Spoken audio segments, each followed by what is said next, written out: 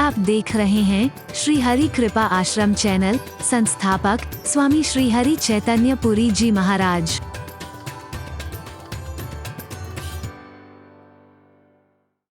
फिर लोग आने शुरू हो जाएंगे, लेकिन सीधी सीधी चर्चा है। परमात्मा और सदगुरु का अनुग्रह प्राप्त जीव पर ग्रह अपना दुष्प्रभाव बोलो नहीं डाल सकते हैं। आप ग्रह देखते हो और क्या देखते हो? नक्षत्र देखते हो। क्या देखते हो? जोर से बोलो। नक्षत्र देखते हो। अपने सदगुरु का और परमात्मा का छत्र जो अपने ऊपर लेके चलता है, अभिमानवश अपने आप को ही सबसे बड़ा नहीं समझता है। मेरे ऊपर मेरा सदगुरु है, मेरा परमात्मा है, उनका छत्र अपने ऊपर लेकर के चलता है, उसके लिए कोई नक्षत्र भी दुष्प्रभाव नहीं डाल सकता है। शुभ ही शुभ होगा, मंगल ही मंगल होगा। और क्या देखते हो? वार देखते हो।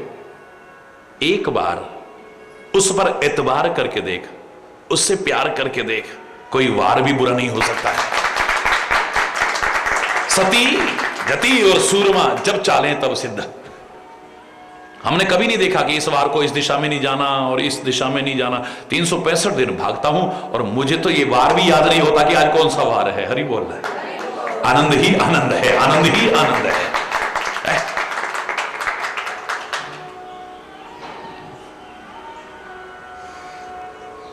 और क्या देखते हो? लगन देखते हो। क्या देखते हो?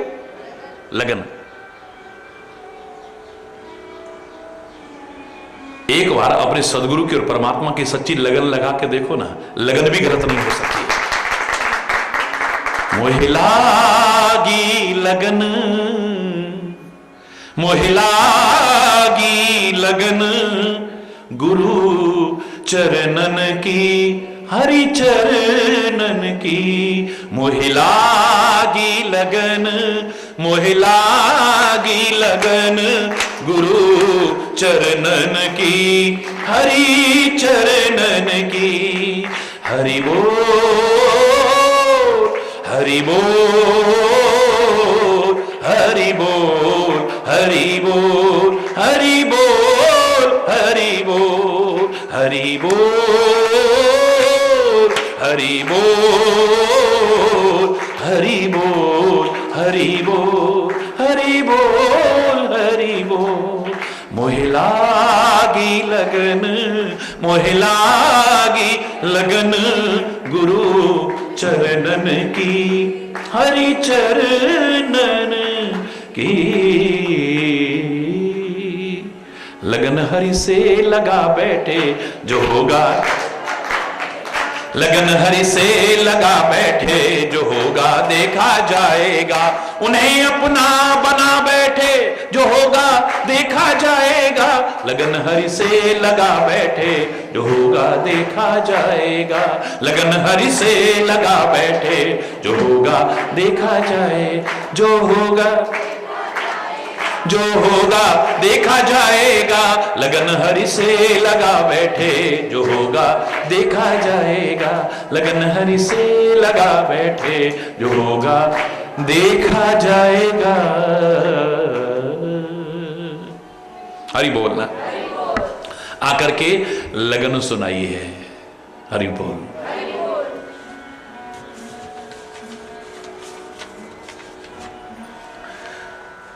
बहुत सुंदर वेदिका तैयार की गई है, सारा विधान तैयार किया गया है, मंगलाचरण हो रहे हैं, मंगल गीत गाए जा रहे हैं। जीवन में अब आप मंगल ही मंगल चाहते हो, अमंगल से बचना चाहते हो, या तो एक ही मात्र उपाय है, मंगल भवन अमंगल हारी की शरण ले लो बस। हरि बोलना।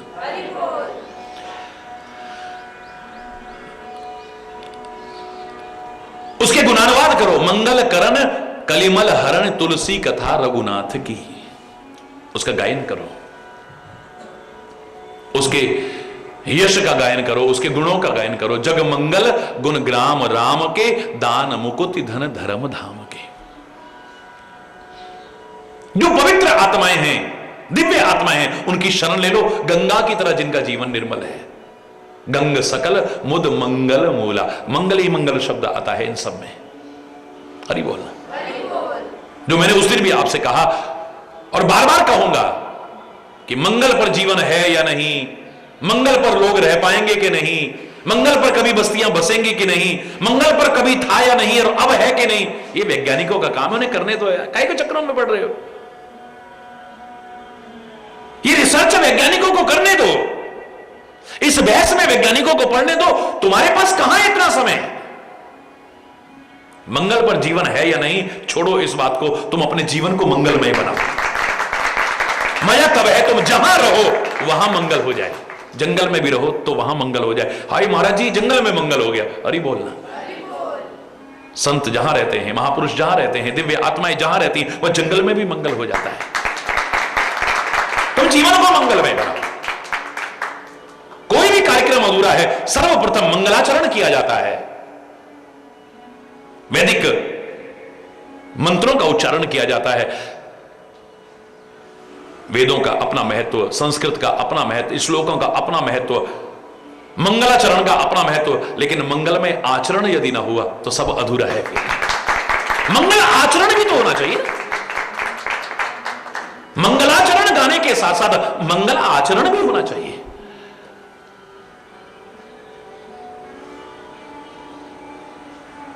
हरि बोल। सर्वत्र मंगल ही मंगल हो रहा है।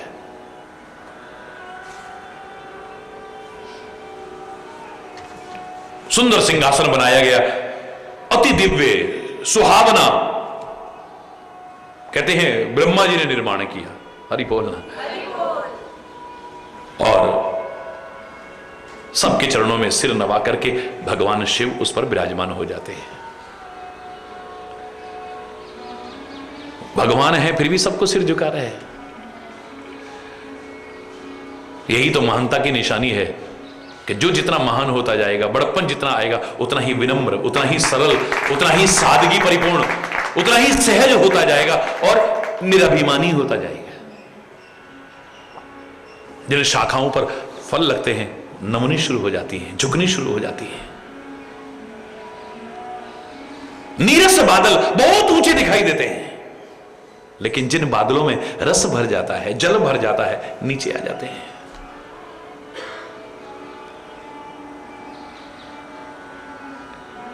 जिसके अंदर विद्युता आती है, योग्यता आती है, विद्या आती है, विद्या ददाति विनयम, क्या देती है?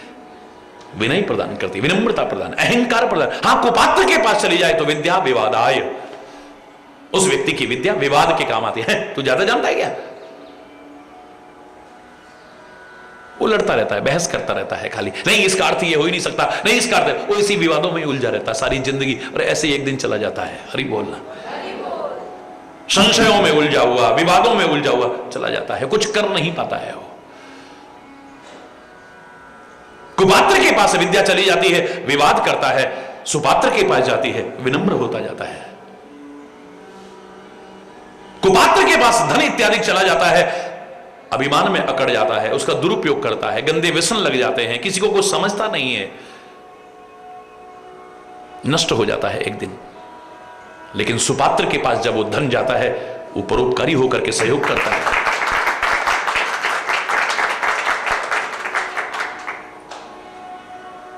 एक कुपात्र के पास शक्ति आ जाए, सामर्थ्य आ जाए, वो किसी को कुछ समझता ही नहीं है, सताता है लोगों को। शक्ति परेशान पर पीड़नाय, कुपात्रों के लिखा है ना, विद्या विवादाय धनम मदाय शक्ति परेशान पर पीड़नाय। कुपात्र का धन अभिमान के काम आता है, कुपात्र की शक्ति परेशान पर पीड़नाय, दूसरों को सताने के काम आती है। सुपात्र के पास वही शक्ति आ जाती है तो निर्बलों की सहायता करता है, असमर्थों की सहायता करता है, असहायों का सहयोग करता है, उनका मददगार बनने की कोशिश करता है, उनका सहारा बनने की कोशिश करता है। हरि बोलना। जितना जो महान होगा उतनी ही विनम्रता उसमें, उतनी ही कई बार तो लगेगा नहीं कि इतना महान हो सकता है। मेरे से बड़े बड़े लोग भी कहते हैं कि महाराज जी इतने सादा हैं, इतने सादा।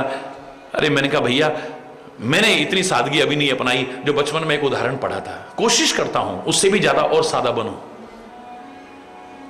परमात्मा से प्रार्थना करता हूं कि हमेशा विनम्रता आए, सरलता आए, सादगी आए, सहजता आए। लेकिन ज्यादा पुराना किस्सा नहीं सुना रहा हूं। जिनको हमने देखा नहीं है, जाना नहीं है, मैं उनके किस्से नहीं सुना रहा हूं। महात्मा गांधी को कितना समय हुआ है अभी?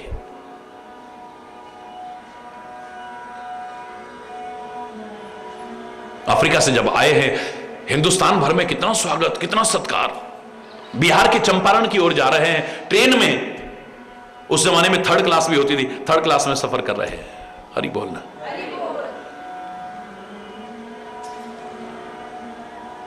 दूर दूर से लोग गांधी के दर्शन करने के लिए बिहार में पहुंच रहे हैं। ट्रेन पूरी लबालब भरी हुई है, खचाखच भरी हुई है पूरी। जिस सीट पर गांधी बैठा हुआ है, 5-7 लोग उसमें भी घुसे, गांव के लोग लठ हाथ में ले हुए, बड़े ताकतवर। हां, गीत गांधी के गा रहे थे। अरे गांधी तेरी जय जयकार, गांधी के जय जयकार के गीत गा रहे हैं। अचानक गांधी से जहां बैठा हुआ था कहते, ए उधर हो।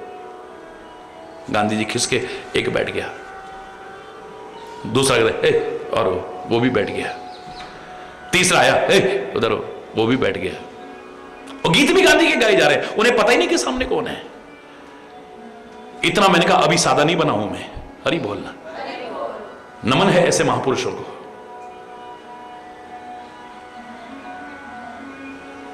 जितना तुम्हें मैं सादा नजर आ रहा हूं, मेरा मन तो करता है इससे ज्यादा सादगी आए, और ज्यादा विनम्रता आए, और ज्यादा सरलता आए।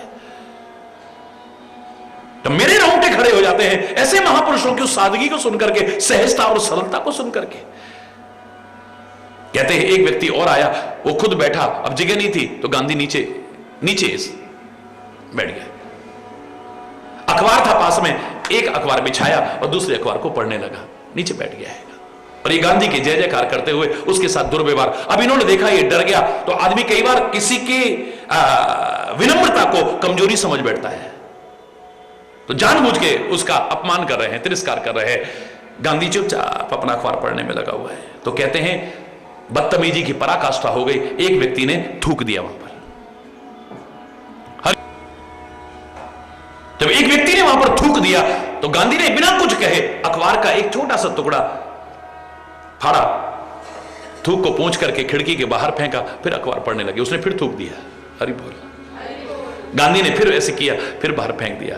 इतने में ही स्टेशन आ गया, सारी भीड़ उतरने लगी। हर एक की नजर है कि गांधी कहां है, गांधी कहां है। अचानक जैसे ही गांधी उतरे, लोगों ने उन्हें ऊपर उठाया, मालाओं से लाद दिया। और जब इन लोगों ने देखा कि यही गांधी है जिसके साथ हम दुर्व्यवहार कर रहे थे, जिसका अपमान कर रहे थे, जिसका तिरस्कार कर रहे थे, जिसको पीड़ित कर रहे थे, सोचो कितनी गिलानी हुई होगी, कितनी शर्म आई होगी। इतना सादा, जिसकी जय जयकार करते हुए दर्शनों के लिए व्याकुल होकर के दुनिया भाग रही है, उन्हें पता ही नहीं कि वो हमारे बगल में बैठा हुआ है। परमात्मा की सादगी से बढ़कर के क्या है कि बड़े बड़े लोग पहचान ही नहीं पाए कि भगवान हो सकते हैं, पहचान ही नहीं पाए भगवान हो सकते हैं। बड़े बड़े महापुरुषों के साथ दुर्व्यवहार लोगों ने क्यों किया, उन्हें अंदाजा ही नहीं था इतने महापुरुष हो सकते हैं। आज हम उनको याद करते हैं, आज उनके गुण गाते हैं, आज उनकी पूजा करते हैं। उस समय हमने क्या किया उनके साथ में? क्या मीरा को घर के लोग और बाहर के लोग समझ पाए उस समय? लोग कहें मीरा भई रे बाबरी और सास कहे कुल नासी रे। हरि बोलना। घर के लोग भी क्या क्या अपशब्द नहीं कहते थे और बाहर क्या क्या उसे सुनने को दुर्वचन नहीं मिलते थे, इतिहास साक्षी है। लेकिन आज मीरा का नाम श्रद्धा से लेते हैं, मीरा जैसी प्रीति की कामना करते हैं। आज ईसा मसीह के साथ हमने क्या किया? इसी समाज के लोगों ने सूली पर लटका दिया उसे। आज विश्व के असंख्य लोग उसका सम्मान करते हैं। सुकरात जैसे महान दार्शनिक को जेल में डाल करके जहर पिला के मार दिया। महात्मा गांधी के साथ हमने क्या किया है? जिस तुलसी की रामायण को आज घर घर में पढ़ा जा रहा है, जानते हैं आप? तुम तो धर्मों की दीवारें खड़ी करते हो, छोड़ो बाकी धर्मों को। बनारस के विद्वान पंडितों ने तुलसी के साथ क्या क्या नहीं किया है। उसको सताया, उसको मारने तक की कोशिश की है, यहां तक कि उसकी रामायण की प्रति को ईर्ष्यावश जला करके खाकर, वो भी नहीं हुई तो गंगा जी में बहा करके खत्म करने की कोशिश की है, नहीं हुई। जाको राखे साईं मार न सके। क्या नहीं किया है? उनके नाम को मिटाने की कोशिश की है, बदनाम करके उनको मिटाने की कोशिश की है। इस समाज ने दयानंद को कांच के टुकड़े खिला के खत्म कर दिया। हरि बोलना। जितने महापुरुष हुए हैं, क्या हमने उस समय उनका सम्मान किया? गोपियों को उस समय क्या क्या नहीं सुनना पड़ता है। आज गोपियां बड़े बड़े विद्वानों के मुख की वाणी बनी हुई है।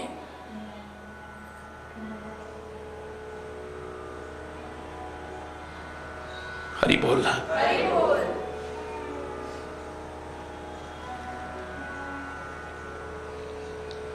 हमने इतिहास से कभी प्रेरणा नहीं ली। इतिहास को बार बार दोहराते हैं, जबकि विचारशील समाज इतिहास को सामने इसीलिए रखता है कि इतिहास में जो गलतियां हो चुकी हो अब वो दोबारा से हमसे नहीं होनी चाहिए। कबीर के साथ हमने क्या किया, प्रहलाद के साथ हमने क्या किया, ध्रुव के साथ हमने क्या किया, बड़े बड़े जीवन उठा के देख लो, क्या क्या नहीं किया है हमने। हरि बोलना। लेकिन अच्छाई के मार्ग पर चलते रहो, एक दिन तुम्हारा होगा। बस परमात्मा का स्मरण करते हुए। हरि बोलना। बाकी जो मैं कह रहा था कि भगवान शिव सिंहासन पर बैठे, सबके चरणों में सिर नवा के, भगवान सबके चरणों में सिर नवा के। भगवान को सबके चरणों में सिर नवाने में शर्म नहीं, और हमें अपने बड़ों के चरणों में भी सिर झुकाने में शर्म आती है। इससे बड़ी शर्म की बात और क्या होगी? बोलो, फिर क्या फायदा है रामायण को पढ़ने का? क्या रामायण गीता को पढ़ने का फायदा क्या है? फिर भागवत को पढ़ने का फायदा क्या है? फिर ये जो सिखा रही है, अगर हमने सीखा नहीं, जीवन में अपनाया नहीं, तो फिर अधूरा है हमारा। हरि बोलना। सिंहासन अति दिव्य सुहावा, जाए न वरण विरंचि बनावा, बैठे शिव विप्रण सिर नाई, हृदय सुमरे निज प्रभु रघुराई। अपने प्रभु श्री राम का स्मरण करके सिंहासन पर विराजमान होते हैं। क्या हुआ शेष? हरि बोल।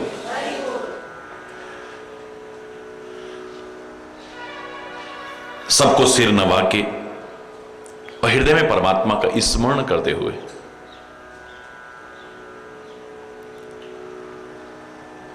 परमात्मा शिव सिंहासन पर विराजमान होते हैं।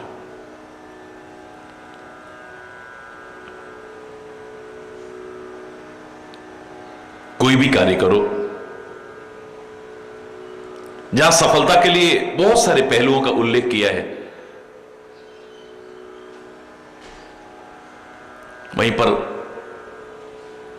विनम्रता पूर्वक सबको नमन और अभिवादन करते हुए, सबके शुभ आशीर्वाद और सबकी शुभकामनाओं को लेते हुए, परमात्मा का स्मरण करते हुए यदि आप अपने कर्तव्य पथ पर आगे बढ़ते हैं तो सफलता की संभावनाएं ज्यादा बढ़ जाएंगी। और इनका स्वभाव में आ गया है। ये हनुमान रूप में भी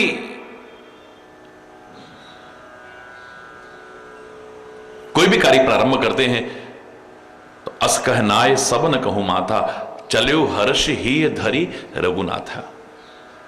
सबको सिर झुका करके हृदय में परमात्मा श्री राम का स्मरण करते हुए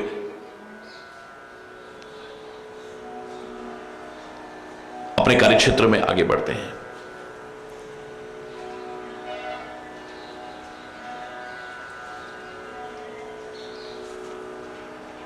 भारतीय संस्कृति में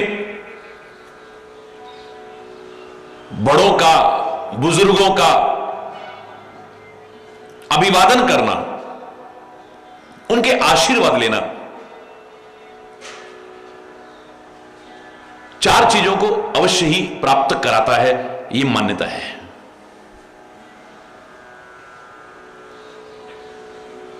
आयुर विद्या यशो बलम। आयु प्रदान करता है, विद्या प्रदान करता है, यश की प्राप्ति होती है और बल की प्राप्ति होती है।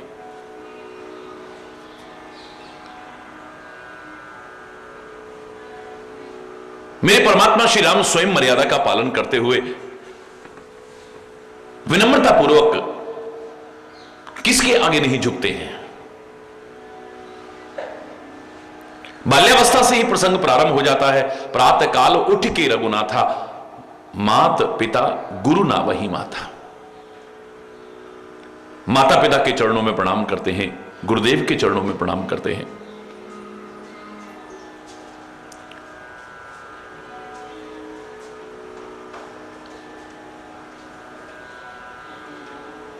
ऋषि मुनि इनके चरणों में प्रणाम करते हैं, तो परमात्मा श्री राम उनके चरणों में प्रणाम करते हैं।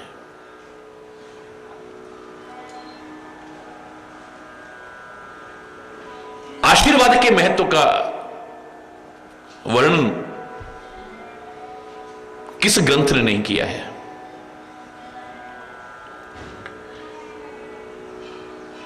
और आशीर्वाद तभी मिलेगा जब हम विनम्रतापूर्वक चरणों में झुकेंगे। तो अभिवादन की सर्वश्रेष्ठ रीति बड़ों के लिए कि चरणों में झुकना।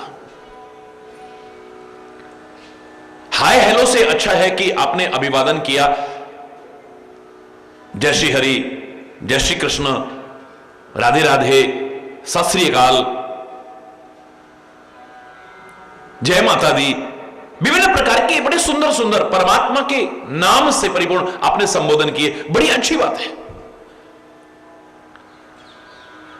लेकिन आप विचार करिए, क्या ऐसा करने पर आपको सामने वाला आशीर्वाद देगा?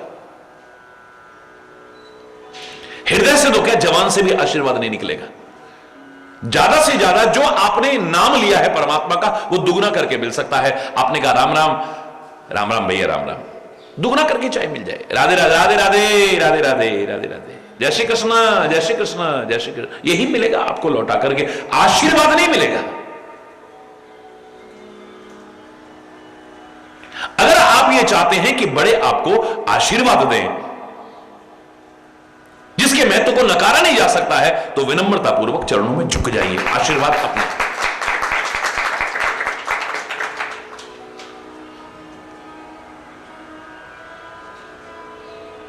चरणों में झुकने के संबोधन मात्र से भी सामने आशीर्वाद निकल आता है। आपने दंडवत प्रणाम नहीं किया है, लेकिन एक शब्द में भी आपने बोल दिया दंडोत, हरि बोल। यद्यपि दंडवत प्रणाम करना चाहिए, दंड माने डंडे की तरह सीधे लेट करके, जो भारतीय संस्कृति की अभिवादन की पराकाष्ठा है। एक तो बड़ों के सामने आओ तो टेढ़े मेढ़े होके मत आओ, डंडा जैसे सीधा होता है। दंडवत प्रणाम का एक भाव यह भी हो सकता है कि कम से कम कोई तो जगह ऐसी रखो वहां सीधे होकर के ही प्रवेश करो। भगवान से तो कहते थे, हो तू टेढ़ो तेरी टेढ़ी रे नजरिया, तू सीधा है।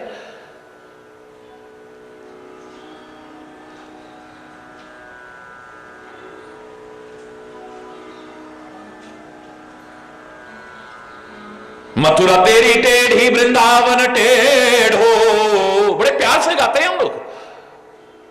टेढ़ी रे तेरी गोकुल नगरिया तू टेढ़ो, भगवान से टेढ़ा कह देंगे, है भी वो। यहां उनके टेढ़ेपन का तात्पर्य ऐसा है कि 3 जगह से टेढ़े हैं, त्रिभंगी कहते हैं, एकदम से अंदर प्रवेश नहीं करता है। टेढ़ा है इसलिए एकदम से अंदर नहीं आता है, और एक बार अंदर आ जाए तो ऐसा फंस जाता है कि फिर निकलता ही नहीं है। हरि बोल। लेकिन हमें देखिए, अब हम बोल देते हैं सीधे सीधे, गोपी तेरी टेढ़ी ग्वाल तेरे टेढ़े, टेढ़ी रे तेरी जसुदा डुकरिया तू टेढ़ो। हरि बोल। भगवान से कह रहा है कि तू टेढ़ा है, तू सीधा है, विचार कर। कम से कम एक जगह ऐसी रखो सदगुरु के दरबार में, प्रभु के दरबार में देव दर्शन करते हुए। दुनिया में भी टेढ़ा नहीं रहना चाहिए, लेकिन सांप दुनिया भर में टेढ़ा चलेगा, कम से कम बिल में तो सीधा होकर प्रवेश करता है। ये जगह ऐसी रखो, कम से कम यहां तो सीधे होकर प्रवेश करो। प्रार्थना करो, भले हैं बुरे हैं तेरी शरण आए, तुम ही कहो हम कहां लौट जाएं। हे सदगुरुदेव भगवान, हे परमात्मा, हम आपके श्री चरणों को छोड़ करके कहां जाएं। अच्छे हैं तो, बुरे हैं तो, हम जबरदस्ती बुरे होते हुए भी अच्छे बनने का नाटक नहीं करेंगे।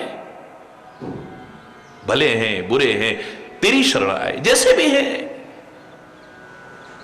उस तरह से उजागर करेंगे। हरि बोलना।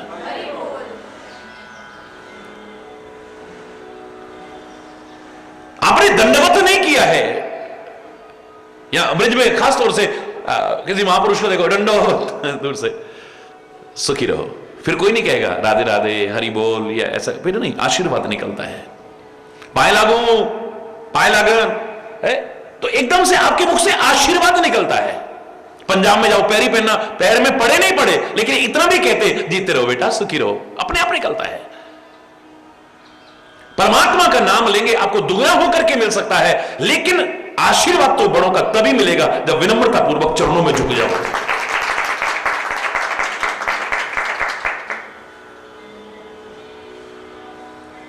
मैंने देखा है आशीर्वाद क्या होता है। मैं पढ़ी हुई नहीं कहता, सुनी हुई नहीं कहता, अनुभव किया है कि बड़ों का आशीर्वाद क्या होता है। ना मेरा जन्म छुपा है, ना जन्मभूमि छुपी है, ना बाल्यावस्था का कोई क्रियाकलाप, कुछ भी छुपा हुआ नहीं है, खुली किताब है। हरि बोलना।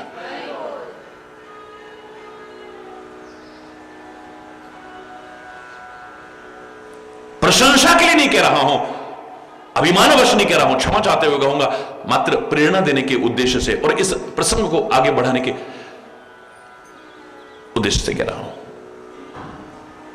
बाल्यावस्था से रीति थी, जब तक रात्रि में माताजी के, पिताजी के और हमारे घर में एक बुजुर्ग रहती थी, बहुत अवस्था थी उनकी, जब तक उनके चरण नहीं दबा लेने तब तक सोता नहीं था।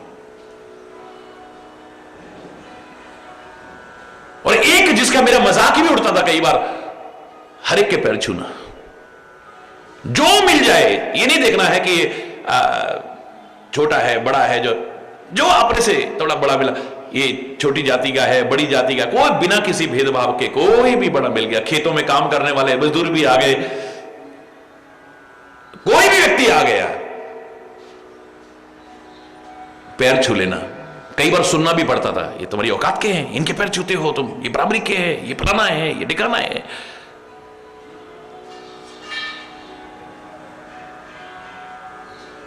कॉलेज में पढ़ा करता था तो उस समय भी जब वापस आया, जब भी छुट्टियों में या कभी भी, तो आदत थी रात्रि को जब तक पैर न दबाएं तब तक विश्राम नहीं करता था।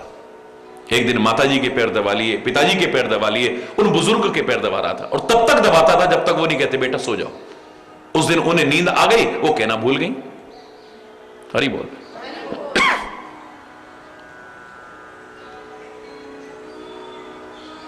मैं दबाता रहा, अचानक रात्रि में उठी और घड़ी की तरफ, बेटा अभी तक तुम सोए नहीं, इतना टाइम हो गया। मैंने कहा कोई बात नहीं, कोई बात। आज वो दुनिया में न सही लेकिन उनकी बात नहीं खत्म हुई है। आंख में आंसू भर के कहती हैं बेटा लोग तेरा मजाक उड़ा रहे थे, तू हर एक के पैर छू लेता है, तो परवाह मत करना, तू ये करते रहना। आज मेरे दिल से दुआ निकल रही है कि जैसे आज तू हर एक के पैर छूता है ना, एक दिन आएगी सारी दुनिया तेरे पैर छुएगी। कौन जानता है भविष्य के गर्त में क्या छिपा है, लेकिन बड़ों के आशीर्वाद क्या चीज होती है, मैंने अनुभव किया है इसे। आज जब भी कोई चरणों की ओर आगे बढ़ता है, मेरा ध्यान चला जाता है कि बड़ों के आशीर्वाद क्या होते हैं। हरि बोलना।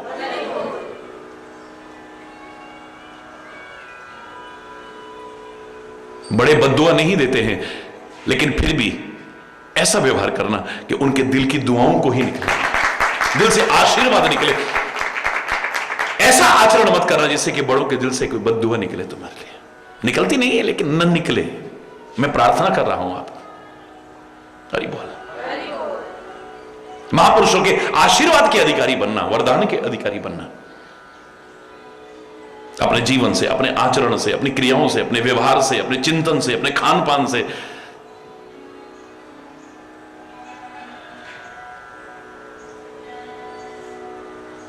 परमात्मा श्री कृष्ण के चरणों में आकर के द्रौपदी रोने लगी। जानते हो केशव, प्रतिज्ञा कर ली है कि कल संध्या काल तक अगर मैंने अर्जुन का वध न कर दिया तो अपने आप को चिता में भस्म कर दो। केशव, मेरा हृदय घबरा रहा है, आपके होते हुए अगर मेरे अर्जुन को कुछ हो गया ना,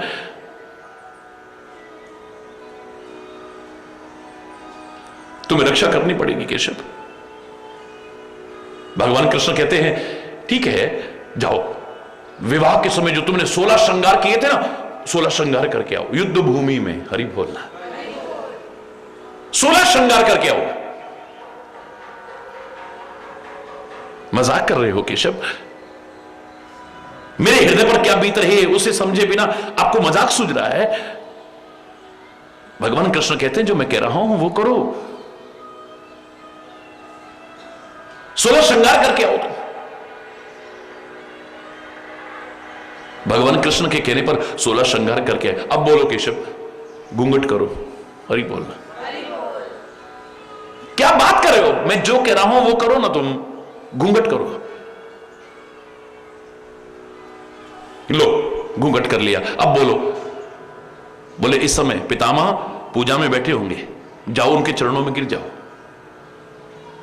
लाख वो कहें कि उठो बेटी, उठो बेटी, तब तक उठना मत जब तक उनके मुख से सौभाग्यवती न निकल जाए। सौभाग्यवती भव जब तक न कह दे। अब आया समझ में भगवान कृष्ण क्या कहना चाहते हैं। गई जाकर के पितामह के चरणों में गिर गई है। कौन हो बेटी? भगवान कृष्ण की सिखाई कहां उठती वो? उठो ना बेटी। कहां उठने का नाम लेती वो? सौभाग्यवती भव बेटी, वो बेटी उठो तो सही। एकदम से घूंघट उठाया। हे पितामह, अगर जवान से निकाला है तो इसका पालन भी करना है। जिनकी जवान की कोई कीमत है वो प्राण चाहे चले जाए और उसे निभाने की कोशिश करते हैं। आपने सौभाग्यवती भाव कहा है तो मेरे सौभाग्य की ओर उंगली मत उठाना। हरि बोलना। अगर मेरे अर्जुन को कुछ हो गया तो हरि बोलना। जब आप चरणों में झुकोगे, मैं तो कह रहा हूं कि शत्रु के भी चरणों में झुको, उसको आशीर्वाद देना पड़ेगा। अगर वो आशीर्वाद नहीं देता है तो अपने पुण्य क्षीण कर रहा है, और देता है तो आपकी सफलता तो अपने आप है। अरे बोल। भगवान कृष्ण कहते हैं अरे युधिष्ठिर, हे प्रिय सखा अर्जुन, भीम, नकुल, सहदेव, जाओ जाओ, युद्ध अवश्यंभावी हो गया है, लेकिन जाओ धृतराष्ट्र के चरणों में गिर जाओ। क्या बात कर रहे हो? उनके चरणों में? अब जब युद्ध होना ही है तो अब उनके चरणों में जाकर के गिरने की क्या आवश्यकता? बोले जाओ धृतराष्ट्र के चरणों में जाकर के गिरो, पितामह के चरणों में, यहां तक कि दुर्योधन के चरणों में, शकुनी के चरणों में, इन सब के चरणों में जाकर के झुको।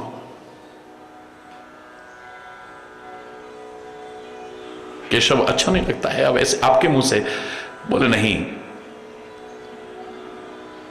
तुम जब उनके चरणों में झुकोगे ना, उनको आशीर्वाद देना अब जरूरी हो जाएगा। अगर वो तुम्हें आशीर्वाद नहीं देते हैं, उनके सारे पुण्य क्षीण हो जाएंगे, तब भी उनकी पराजय है। और अगर तुम चरणों में झुकते और वो आशीर्वाद देते हैं तो यही कहेंगे विजयी भव। घबराने की आवश्यकता नहीं है। दोनों प्रकार से तुम्हारे हाथ में तो लड्डू हैं। और इतिहास साक्षी है, पुत्र मोह में अंधा हो चुका है धृतराष्ट्र। चाहे मजबूरी में ही बोलना पड़ा, लेकिन कहना पड़ा जब चरणों में झुके हैं तो विजयी भव। दुर्योधन के हृदय में आग लगी हुई है, लेकिन फिर भी कहना पड़ा है विजयी भव। पितामह युद्ध चाहे उधर कर रहे हैं, लेकिन कहना पड़ रहा है पुत्र विजयी भव। शकुनी तक को कहना पड़ रहा है, जबकि इतिहास में तो यहां तक वर्णन मिलता है कई रामायणों में, लंका में युद्ध से पूर्व श्री राम ने यज्ञ किया है और पुरोहित बनाया है रावण को।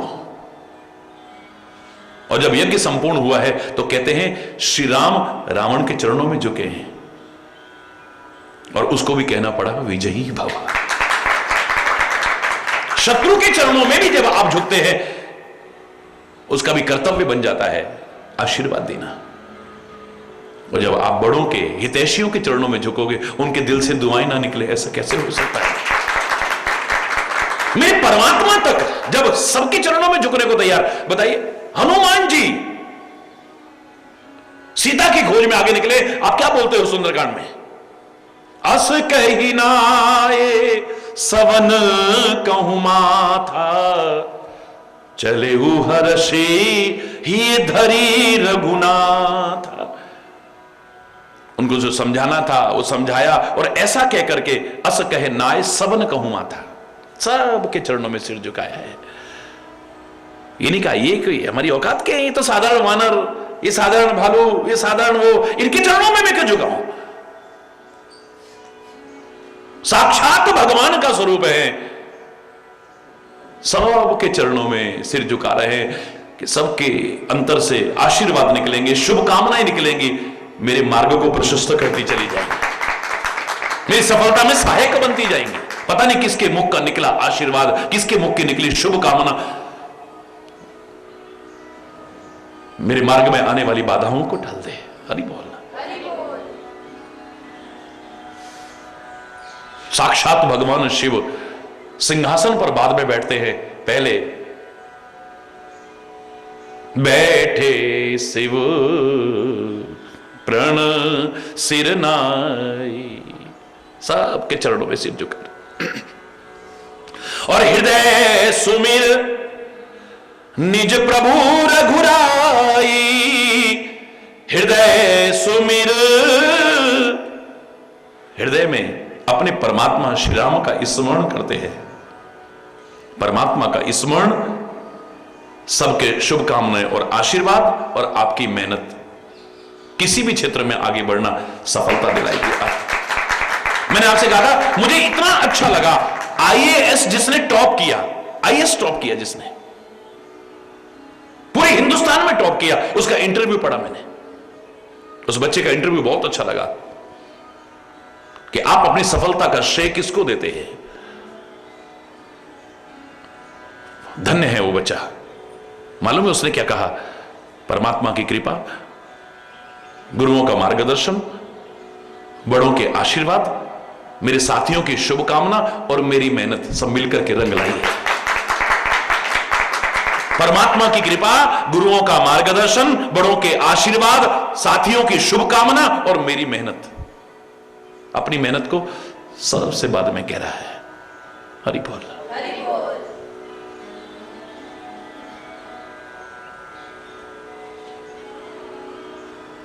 परमात्मा जो करते हैं, महापुरुष जो करते हैं, वो एक मार्ग बन जाता है, उनको करने की आवश्यकता नहीं है। उस पर चलकर के पता नहीं कितनों का उद्धार होना है। इनके गुण गाने का उद्देश्य हमारा यही होना चाहिए, उनके गुण पढ़ने का उद्देश्य यही होना चाहिए, गुण सुनने का उद्देश्य यही होना चाहिए कि उन गुणों को अपने जीवन में भी उतारने की कोशिश करें। हमें त्रिशूलधारी शिव नहीं बनना है,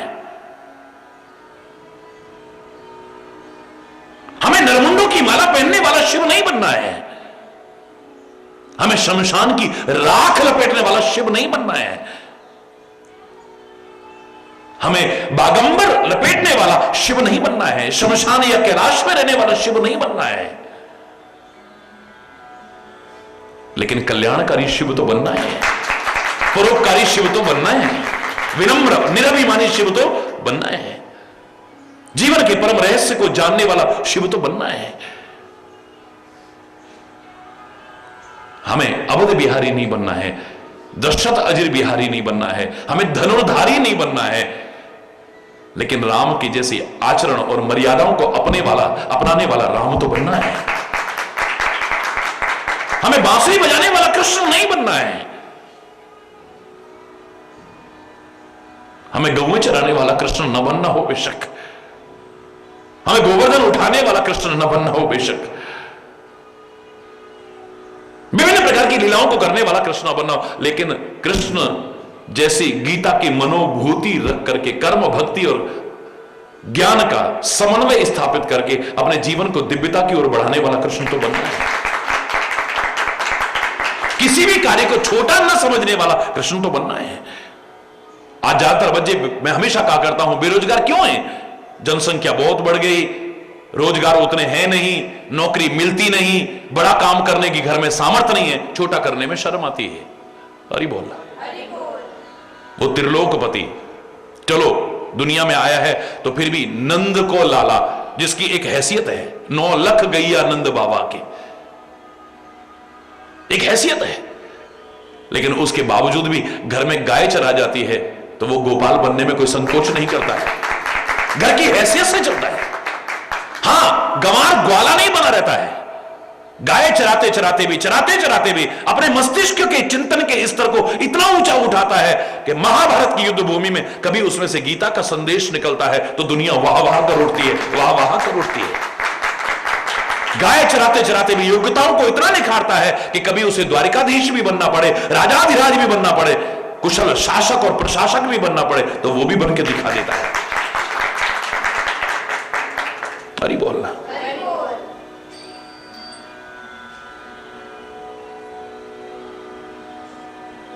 परमात्मा शिव शंकर जगत बंद जगदीशा, सारे संसार द्वारा वंदित ईश्वर है वो, उसको किसी की वंदना की क्या आवश्यकता है, किसी के चरणों में झुकने की क्या आवश्यकता है।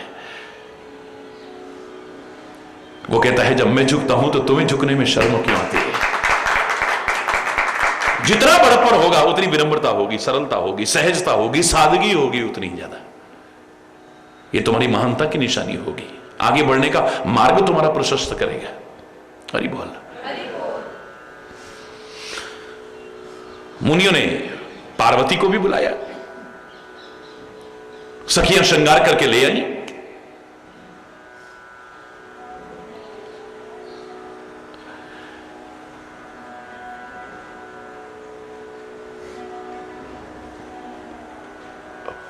अद्भुत रूप है। ऐसा दुनिया में कवि कौन है जो उसका वर्णन कर सके। वैसे भी मां के स्वरूप का वर्णन कौन कर सकता है। मां है ना वो। जगदंबिका जानी भवबान, सुरन मन ही मन कीन प्रणाम। सारे देवी देवता मुनि सब मोहित हो गए। गलत भाव से नहीं, सुंदरता को भी देखने का अपना अपना तरीका होता है।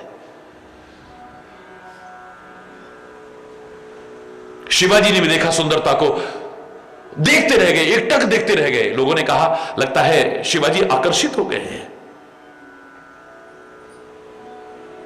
क्या कहा था शिवाजी ने, इतिहास उठा के देखिए। हां मैं देख रहा था, इसके सौंदर्य को देख रहा था और मैं आकर्षित हुआ, लेकिन किस भाव से कि काश ये मेरी मां बनी होती ना तो मैं इसका कितना सुंदर बेटा बनता। इसकी कोख से अगर मैं पैदा हुआ होता तो मैं भी कितना सुंदर होता। हरि बोल। मैं प्रार्थना कर रहा था भगवान से कि अगले जन्म में इसी को मेरी मां बनाना। सुंदरता को देखने का अपना अपना तरीका होता है। महापुरुष भी अपनी आंखों को फोड़ नहीं लेते हैं। हर कोई विल्व बंगल बन करके अपनी आंखें फोड़ करके सूरदास नहीं बनेगा। देखेगा दुनिया को, लेकिन देखने का तरीका बदल जाएगा, अंतर का भाव बदल जाता है। रेगिस्तान में जब सूर्य की किरणें पड़ती हैं, जल नजर आता है, एक मूर्ख को भी नजर आता है, एक ज्ञानी को भी नजर आता है, मानव को भी नजर आता है, पशु पक्षी को भी नजर आता है। जिसे मृग तृष्णा का जल कहते हैं, मृग मरीचिका कहते हैं, जिसके पीछे भटक भटक करके अपने प्राण तक त्याग देते हैं। हिरण भी देख रहा है, पशु भी देख रहा है, पक्षी भी देख, उसे भी पानी नजर आ रहा है, लेकिन वो उसके पीछे भागता है। मूर्ख व्यक्ति की आंखें देखती है, उसे भी सामने पानी नजर आता है, असत्य सत्य जैसा पानी नजर आता है, असत्य होते हुए भी, और भटक भटक करके अपने प्राण त्याग देते हैं। लेकिन एक समझदार आदमी, उसकी भी नजरें कह रही हैं सामने पानी है, लेकिन वो जानता है ये रेगिस्तान है, ये सूर्य की किरणें जो पड़ रही हैं वही पानी जैसा लग रहा है, पानी है नहीं यहां, थोड़ी छाया होने दो तब आगे बढ़ूंगा। वो भटक भटक करके अपने प्राणों को नहीं त्यागता है। हर चीज को देखने का अपना अपना एक, दुनिया वही रहेगी, सृष्टि वही रहेगी, दृष्टि बदल जाएगी, दृष्टिकोण बदल जाएगा, नजरिया बदल जाएगा आपका देखने का। जगदंबिका, बड़ी सुंदर है लेकिन सारे संसार की मां है। भगवान शिव की अर्धांगिनी है। या तो पवित्रता में भी अपवित्र भाव आने में एक क्षण लगता है। वाह,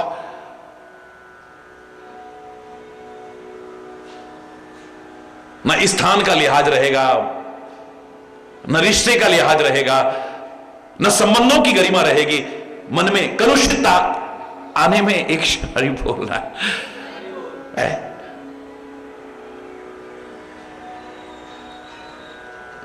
ये भगवान शिव की अर्धांगिनी है, ये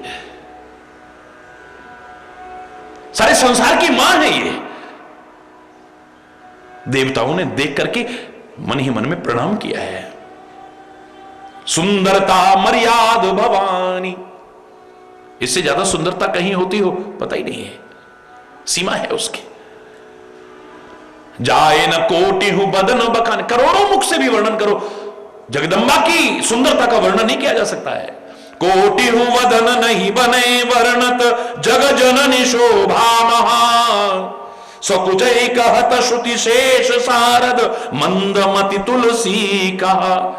छवि खान मातु भवानी गवनी, मध्य मंडप शिव जहां, अवलोक सकहि न सकुच पति, पद कमल मन मधुकर तहां।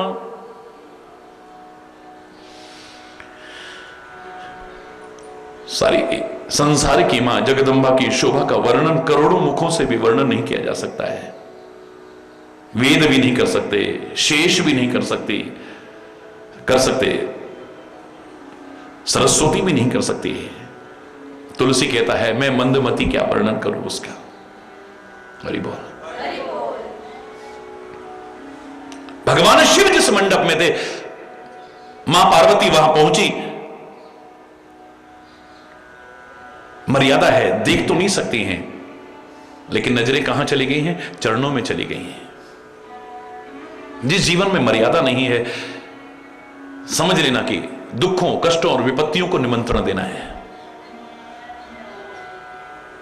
ना वो अपना कल्याण कर पाएगा, ना औरों का कल्याण कर पाएगा। मैंने हमेशा कहा है, नदियां चाहे वो पवित्रतम नदी गंगा जी क्यों ना हो, जब तक अपनी सीमा और मर्यादा में है, अपने किनारे के लोगों को जीवन देती है, प्राण देती है, अन्न देती है, धान देती है, सब कुछ देती है। लेकिन जब बाढ़ आ जाती है, गंगा इत्यादि वो पवित्र नदियां जब अपनी सीमा और मर्यादा को तोड़ देती हैं, तो जिन लोगों को जिंदगी देती थी उनकी जिंदगी लेने वाली बन जाती है। जब तक सीमा और मर्यादा में है तब तक जिंदगी देती है वही। जब अपनी सीमा को लांघ जाती है, अपनी लिमिट्स को क्रॉस कर जाती हैं, अपनी मर्यादा का उल्लंघन कर जाती हैं, तो चाहे वो पवित्रतम गंगा मैया भी क्यों ना हो, लोगों की जिंदगी लेने वाली बन जाती है। अभी पीछे बाढ़ आई थी, क्या हालत हुई थी, कितने गांव के गांव उजड़ गए, कितने लोगों की जिंदगी चली गई, बह गए कितने लोग, त्राही त्राही मच गई थी। समुद्र जब तक अपनी सीमा और मर्यादा में है, सारे विश्व का कल्याण कर रहा है। भगवान ना करे कभी अपनी सीमा और मर्यादा को लांगे, थोड़ी थोड़ी देर के लिए, सेकंडों के लिए लांगता है। अभी जापान का वो दर्द क्या हम नहीं, कुछ सेकंड में ही विनाश।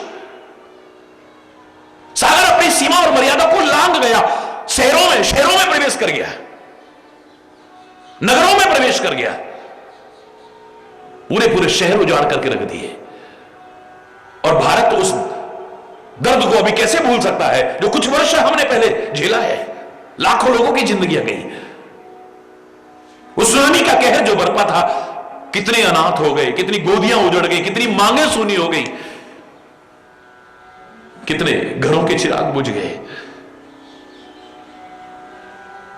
जरा अपनी सीमा और मर्यादा को लांगे, त्राही मच जाती है, विनाश ही विनाश। समुद्र भी जब तक अपनी सीमा और मर्यादा में है तब तक सारी दुनिया का भला कर रहा है, जब सीमा और मर्यादा को लांग जाए विनाश ही विनाश होगा, कुछ नहीं हो सकता है।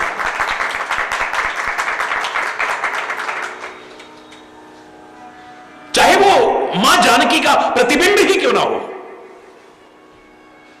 चाहे वो माया सीता ही क्यों ना हो, लेकिन श्री राम उसके माध्यम से सिखाना चाहते हैं कि यहां जरा देर के लिए सीमा और मर्यादा खत्म हो गई है। भगवान श्री राम सामने हैं और आंखें इधर उधर भटक रही हैं, इधर उधर आंखें भटकी हैं। तभी तो हिरण को देखा है ना, हिरण की सुंदरता को देखा और मन में आ गया, सुंदरता को भी सुंदर करने वाला, असुंदर को भी सुंदर करने वाला सामने बैठा हुआ है, और हम कहां देख रहे हैं? हिरण की तरफ देख रहे हैं। हरि बोल। क्या परिणाम हुआ? बोलो, क्या परिणाम हुआ? परमात्मा से दूर एक क्षण के लिए भी सारे दुखों को आमंत्रण देना है, समझ लीजिए आप।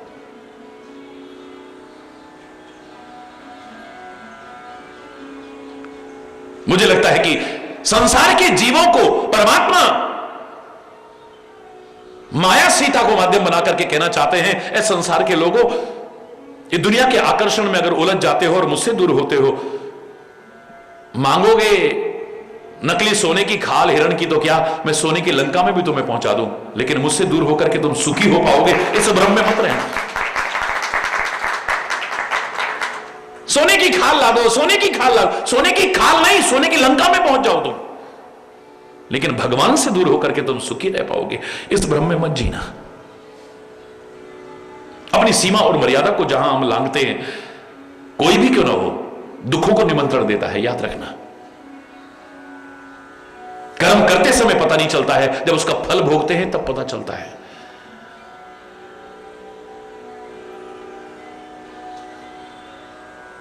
लक्ष्मण रेखा खींच करके गए, वो भी जब मर्म वचन बोले हैं तब। लक्ष्मण जा नहीं रहे हैं सीता को छोड़ करके, श्री राम को भी जबरदस्ती दूर किया है, जाओ हिरण की खाल लेकर के आओ। अब लक्ष्मण सुरक्षा में है वहां पर भयानक जंगल में भी, जहां श्री राम स्वयं कह रहे हैं कि हिंसक जीव भी हैं, यहां मायावी राक्षस भी घूमते हैं यहां। अब लक्ष्मण रक्षा में है, उससे कहते तुम भी जाओ। हरि बोलना, लक्ष्मण नहीं जा रहा है, चाहे जो हो जाए, लेकिन मरम वचन सीता जब बोला, हरि प्रेरित लक्ष्मण मन डोला। कुछ ऐसे हृदय को चुभने वाले वचन बोले हैं कि परमात्मा की प्रेरणा से लक्ष्मण का मन चलायमान हो गया, लेकिन फिर भी रेखा खींचता है। क्या खींचता है? रेखा खींचता है। हे मां, इस रेखा को मत उल्लंघन करना, इसके अंदर ही रहना। अगर आपने इस रेखा का उल्लंघन किया तो समझ लेना कोई ना कोई कष्ट और विपत्ति आ सकती है, चाहे जैसी भी परिस्थिति हो। इस रेखा का उल्लंघन मत करना। लोग उसे लक्ष्मण रेखा कहते हैं, मैं उसे लक्षण रेखा कहता हूं, सीमा रेखा कहता हूं, मर्यादा रेखा कहता हूं। जिसे जिसने भी लांघा है वही दुखी हुआ है।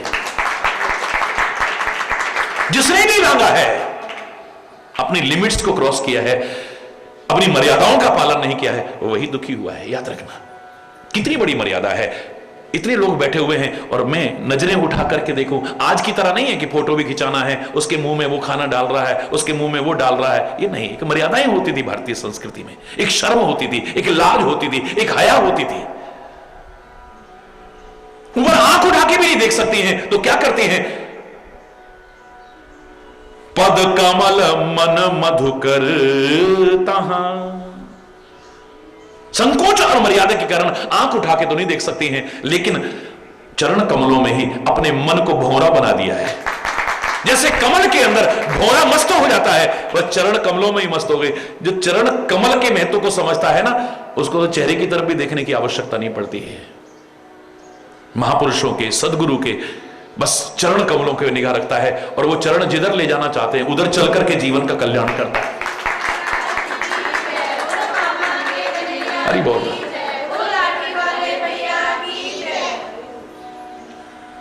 मुनि अनुशासन गणपति पूजे शंभु भवानी, को सुन संशय करे जन सुर अनादि जिए जानी। मुनियों ने आज्ञा दी गणेश जी का पूजन करिए। अब लोग कहेंगे अभी तो भोले बाबा का ब्याह हो रहा है, ये गणेश जी कहां से आ गए? अरे बोल जोर से बोल रहा है। फिर गणेश तो इनका बेटा है, ये उनकी पूजा क्यों कर रहे हैं?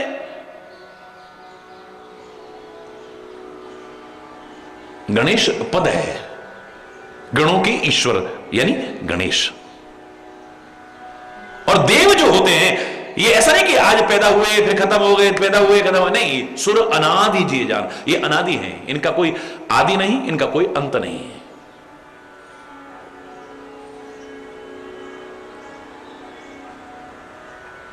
सन्यास धारण कर लेते हैं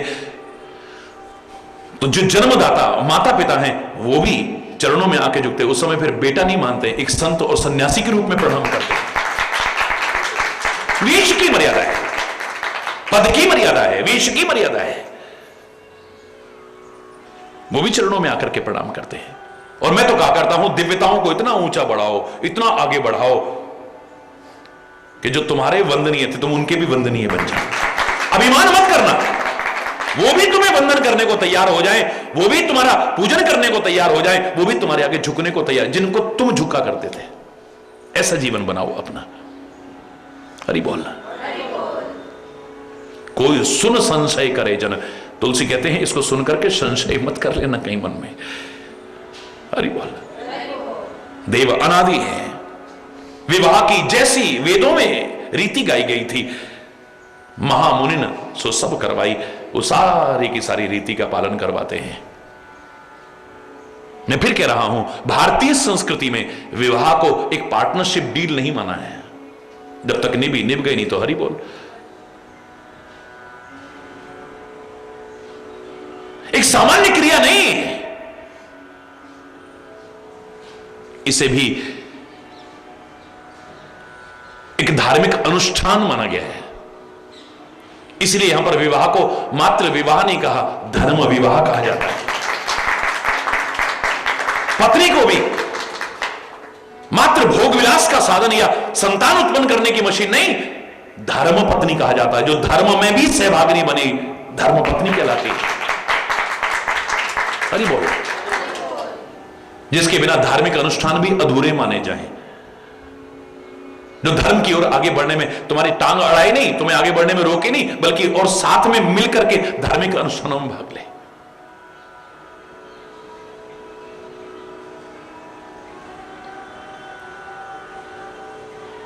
इसलिए सर्वश्रेष्ठ रीति हमारी भारतीय संस्कृति में वैदिक रीति है, जहां पूर्ण मर्यादाओं का पालन करते हुए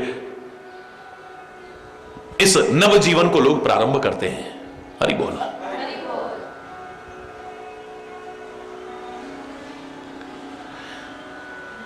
गह गिरीश, हरि बोल।